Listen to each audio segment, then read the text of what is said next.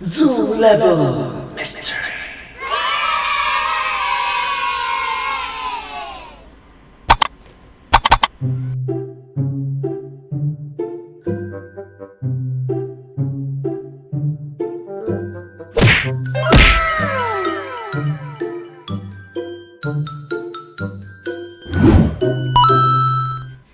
Hello everyone! Welcome to this video. In this video, I'll be reacting to one of the videos from the YouTube channel The Gaming Theorists. I'm a huge fan of their work. I hope that you will like this video as well. This video came out in year 2019, so it's around 2 years ago. So let's start!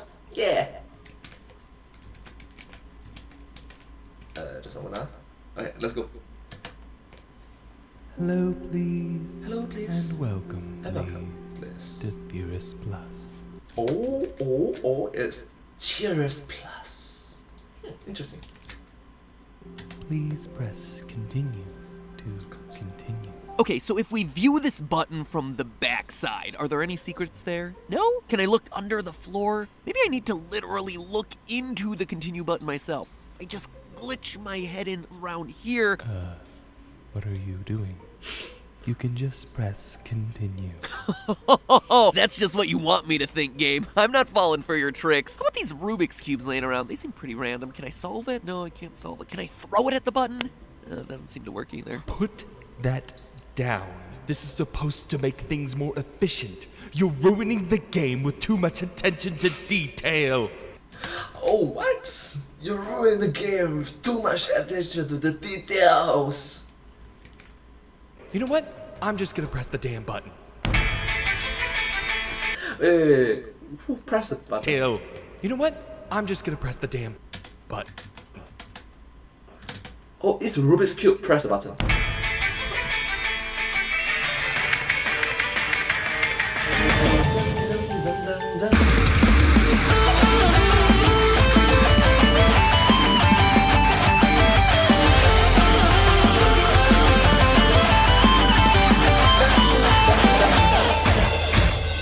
Hello, Internet. Welcome to Game Theory.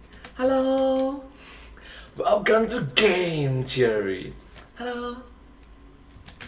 The smartest show in every layer of virtual reality. I gotta ask, Internet, what Different keeps you layers, up at layers. night? Is it the one thing that you did back in 6th grade that's really embarrassing and you still can't live down? Is it playing endless rounds of Fortnite while you're laying in bed? Well, let me tell you, the thing that keeps me up at night is the secret zoo level in Accounting Plus VR. Underneath this game's crass facade of niche Rick and Morty references lays a mystery that we started digging into last episode. A mystery that was spread across video game award shows, trailer drops, secret stages, and an endless slew of ciphers, all hiding something that we're told is going to be very special. As we've heard time and time again, it's hiding a secret zoo level, which is very hard to find. Last time, I introduced you to the story so far, some of the dangling loose threads that exist in this mystery, an odd sound file, and a password that tells us to dig deeper into clown ass. But today, I tackle the problem in a different way, all to answer the question, is there a zoo level at all?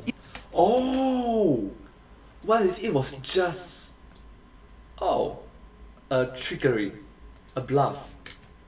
You see, despite everything I covered last time, the problem with this zoo level mystery is that my usual tactics of research just won't help. Usually there's enough oddities in a game to trigger my theorist senses. Something feels off, a line seems out of place, and once you start digging into what's really going on, a solution presents itself. In this case though, Accounting Plus's universe just doesn't have enough logical consistency to make a clear testable hypothesis. It's VR, you can do anything in VR. A great example of this is actually Five Nights at Freddy's. The first 3 games clearly set up the idea of murders and ghost possession. Is it 100% realistic? No, definitely not. But it was a consistent logic within those 3 games. Like FNAF, true. Like Five Nights at Freddy's. There's a consistency, that's why. When things die in animatronics, their spirits go on to possess them. Purple Guy is not literally purple, he's just a consistently colored and mysterious sprite. That's why Sister Location's ending caused so many issues for the franchise. Magic remnant metal that's allowed to have multiple souls get possessed in them, and then can possess a body, and then puke itself up from that body, allowing that body to rot and turn purple. It just broke from the established logic of the universe. And then with the established rules thrown out the window, anything can become fair game. Literally anything can be possessed by any number of souls, and anyone could either be living or dead or a zombified monster. Doesn't matter. But in Accounting Plus, you never get a solid footing because everything in the game is super random. A VR headset in the game. What? It's like all the rules just pew! What? Just all the rules? Like there's no solid foundation? Everything just pew! Out. Could bring you down a level into a park or inside of a person's body. Eating an apple could take you outside the game entirely, where suddenly you're meeting an obsessive player whose headset sends you into a twisted version of the same game that you just played. Is that invisible object on the torch over there a glitch, or is it something essential to solving this overall zoo level mystery? You don't know because there are no rules. Everything has you running in circles. There are just too many possibilities in a game that is unrestrained by logic, not to mention one with so many items to interact with and throw around. And think about this, if there was some very specific order in which I had to do everything, not only would it be really tough to figure out what I had to do in the first place, it would then require even more time and a lot more players engrossed in this mystery to figure out, okay, this is what we have to do, but now we have to figure out the order in which to do it. I mean, take this as an example. In the King of VR's stomach, there's a bone xylophone. It is used for literally nothing. That's unusual, right? So That's unusual, that's really unusual. It can't be used for nothing in a game that is so detailed. obviously my theorist senses are like, hey, this might be a clue to unlocking the secret zoo level. So maybe you need to play a sequence of notes on it. But then what song do you play? Remember, we're dealing with the minds behind Stanley Parable and Rick and Morty. The library of song references and meta jokes that they could use are endless here. And believe me, I tried a lot of different options, from the obvious to the not so obvious. Even going so far as to try a classic Looney Tunes exploding xylophone gag on the bones, since it's one of the most iconic xylophone scenes in all of entertainment, and also it's the type of humor that they would appreciate. But it turned out that the bones were actually in the wrong musical key. I also noticed that if you pour stomach acid on the bones for long enough, a techno song starts to play that sounds like it has a xylophone track in the background. But now, to test whether that could possibly be a solution, I would need to transpose the music, learn to play the song, which is a 4-minute song. And this is all assuming that the xylophones even mean anything in the first place. Wow, now that's irritating. Like you learn so much and it's for nothing. Just like, it's not for nothing, just that the outcome is not what you desired to be. Ouch. You could do all of that and it could still lead to just another dead end. And that is just one object in one room of a game that, in order to unlock some of the trophies, requires you to do things like stand there and hold a brick for nearly 5 minutes, or knock on the same door 21 times to listen to super repetitive dialogue over and over and over again for over 10 minutes. And that's just to unlock the normal game's achievements. If they wanted to keep you there drinking this adult beverage for a full 24 hours to unlock this secret zoo level, they absolutely could. Unlocking this thing could be time-based, it could be action-based, it could be code-based, you don't know. So after hours and hours of testing a lot of different hypotheses, Do you get the answer? Do you get the final answer? I'm intrigued now that you give so much clues. all across the game, from recreating things that are happening in the game's trailers, to flexing my xylophone skills, to trying to boundary break any chance I got. That's when I did the theorist equivalent of throwing in the towel. I dug into the code of the game. Utilizing the Unity engine and a decompiler, I had Zach, who is one of the researchers who helps with episodes like this, pull apart the files from the game in an attempt to find the level. At first, things actually looked promising. There were 16 level files in the game, and on a quick count, we could only come up with 14 that were known. So we were getting excited. And then we found it, the smoking gun that proved that there would be a zoo level, an asset that was so undeniable that it was a misdirect. We found the zoo entrance sign. And for a minute, we thought we'd solve the mystery until we realized that that asset was just used in the game's water park level. A level that, it's worth mentioning, is entirely dedicated to the zoo level conspiracy. Well, okay. So, you're interested in the secret zoo level, right? Things only became more discouraging from there. The body of a 3D object is called a mesh, and there are mesh elements for every character, object, and scene in a game. While there were certainly some funky looking meshes, there weren't any of the things that you would expect at a zoo. or anything that went beyond the characters and items that we already knew about. The newspaper I mentioned in the last episode had an explicit image of the level, so maybe we could find the buildings that we see, or the courtyard, or the palm trees, but none of these assets were found in any of the mesh files. And then we looked through the level assets themselves. You might be surprised to learn that by the time the game is rendering, a level like the accounting office, with all those filing cabinets, doors, and even the desk, are all part of one solid object. But when you look at all the assets that are marked as levels, which all use the phrase root_scene in their name files, none of them match up with the supposed zoo level at all. So maybe the zoo level does not exist? What you're trying to say, right? Maybe.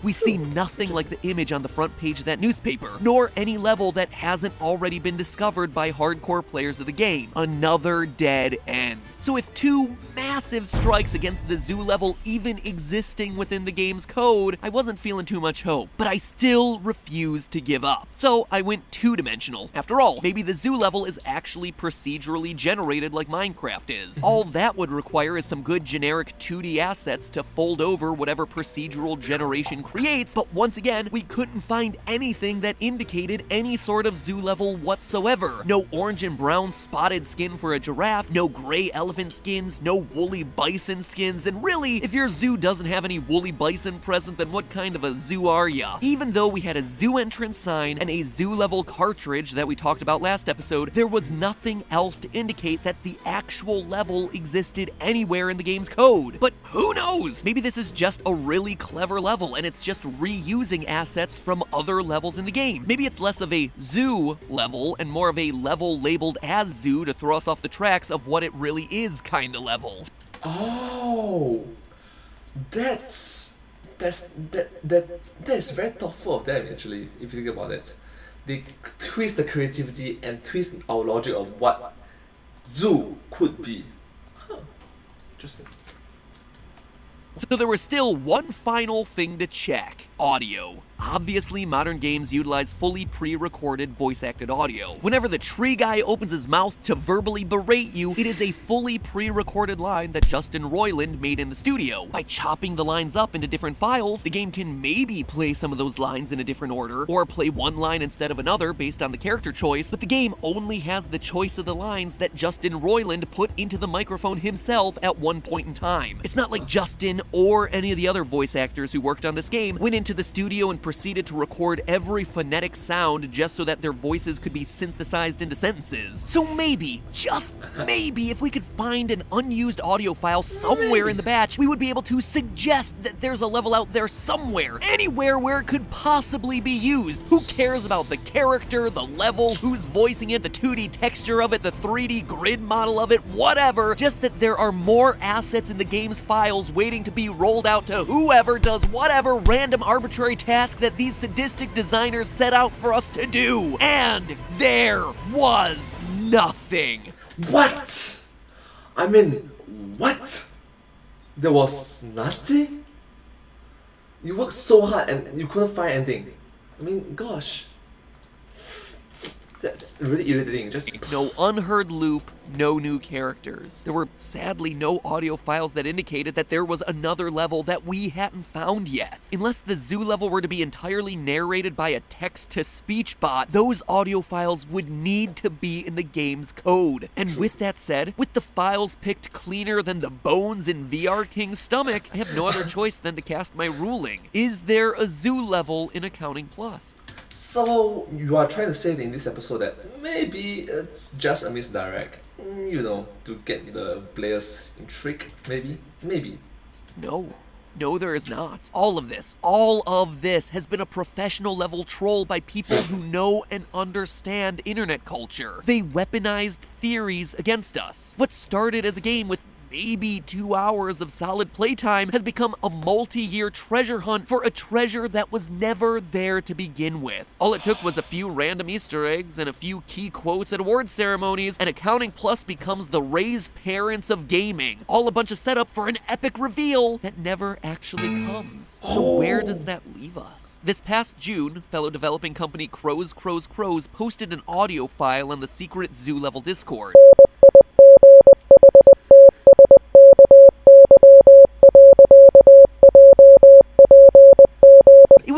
That's Morse code, isn't it? Isn't that Morse code? Why Morse code? Morse code, and it led to this image, nightsky.jpg. Crank up the exposure on that image and you get yourself the code FOECYP3, which leads to an Imager page, imager.com/a/FOECYP3, which has an image of the janitor's key card from one of the game's secret space levels. Converting that number on the key card from hexadecimal to text gives us FARGs. Except it wasn't just F, it was the full-blown word. That is not brand safe. I don't know about you, but that seems pretty explicit as to whether or not they really wanted to do this thing. But if there was any doubt... Not sure if you know, ARG stands for Alternate Reality Games. Clever. The game's Asterisk. latest update seems to put it all to bed. The newest level added to the game is titled the Water Park level. By finding a yellow pill inside a box of cereal, you're taken to a conspiracy den that is 100% dedicated to this zoo level mystery. The room is filled with assets from the game, supposed clues that are strewn about the room in a frantic search for what the hidden meaning of it all is. The character who guides us through this room, the clown from the first trailer who was seen leaving the zoo level. He's convinced that the zoo level exists, and he rambles on and on about the various clues and all the dead ends that people have discovered so far. You see, Keeley brings up the secret zoo level. A small sliver of the fans that will be able to find it. He embodies us. We are the clowns here, chasing our tails looking for a prize that doesn't exist. Oh, we are the clowns here.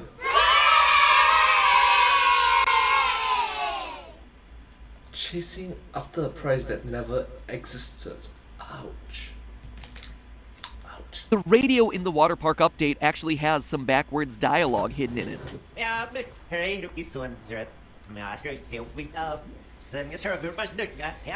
Reversing the audio gives us this. Hi, good job reversing this, but you've wasted your time. There's no secret here. Goodbye. On the Oh my god! What? Oh my god, that's a professional level of throw,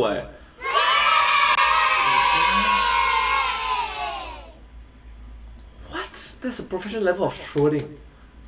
ceiling of the water park level, there's a key that just hangs there. A key that, no matter what you throw at it, will never fall. It always stays there, hanging just out of reach. That is the symbol of the zoo level. A prize that you can't win and will just drive you crazy trying to reach. It all goes back to that opening choice in the game with the Rick and Morty memes that I mentioned last episode. There is no difference despite what meme you choose. It's all a prank. A big goof. I talked earlier in this episode about how there's no logic in this game, but that's not entirely true. The logic is that there is no logic.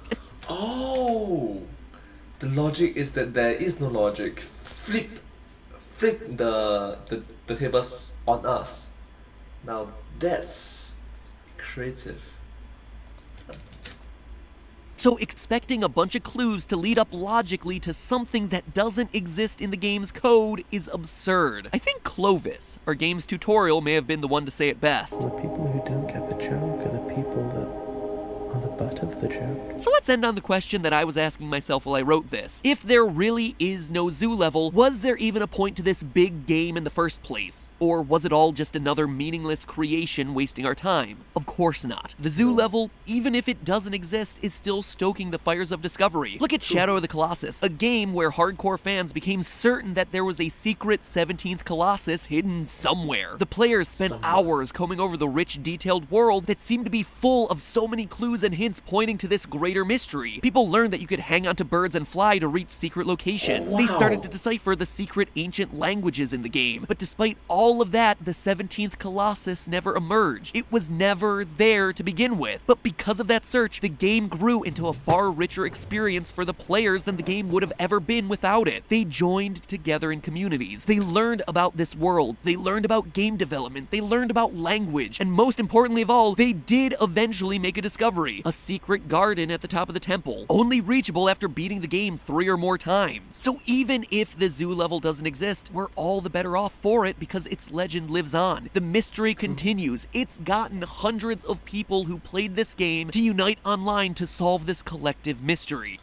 Wow, this sort of unity and building of a community, now that is a positive note, After all, we are just humans. Maybe you didn't know about this game before these 2 episodes, but now you know a little bit more about how games are constructed, how developers lovingly hide secrets in them, and hopefully you can see how communities come together as people swap war stories about going through the games they love, searching for that mystical level that totally, definitely, probably doesn't exist. Or maybe it does. Who knows? I have been wrong before. Now, if you'll excuse me, I have a few more songs that I have to try out on those xylophones. The hunt is still on, baby! But hey, that's just a... What if I told you the accounting was not math? Oh, what?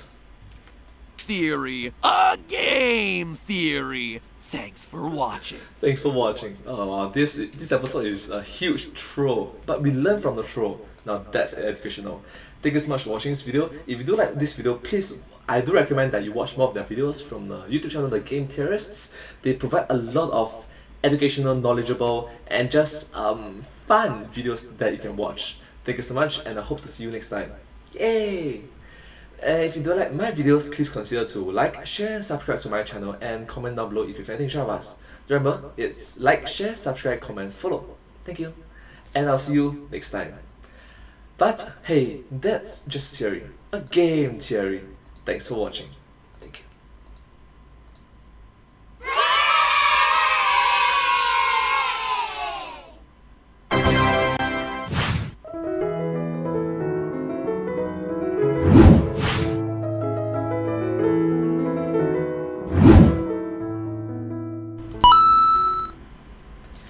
Educational troll, I guess.